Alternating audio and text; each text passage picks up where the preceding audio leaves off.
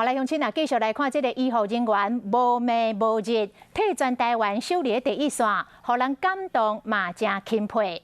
这个宜兰东山乡的顺安国中有老师作词作曲，写下《台湾加油》这条歌，而且来搭配着学生家己所做的标语，甲医护人员加油鼓励，也有各边各小的小朋友是用图画甲作文向医护人员说多谢。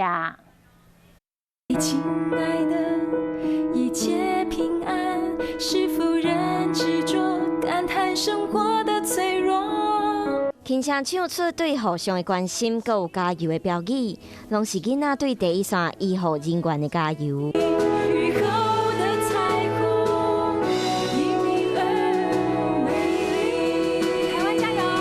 台湾加油！台湾加油！袂使相处的日子，也是会使做伙团结对抗疫情。宜兰东山乡顺安国中的何凤琪老师，顶赛和高控3班囡仔斗3工，结合众人的力量，完成这条 MV。很多第一线的伙伴，他们就是非常牺牲奉献，所以我觉得我跟我先生想说，我们也应该尽我们的心力，希望用音乐去表达。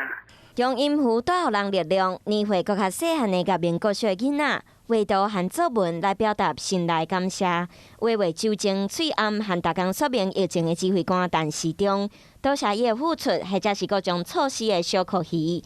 搁有囡仔老爸老母，就是医护人员，有讲不完的笑脸。他们好像已经10几天都没有回到家里了，然后他们也很忙，工作12个小时。囡仔甲思念和感谢用笔写出来，有能力的大人出钱出力。黎明山文化公益基金会和联邦银行等等，捐予双北的防疫专户1900万，总共3800万来支援第一线防疫人员。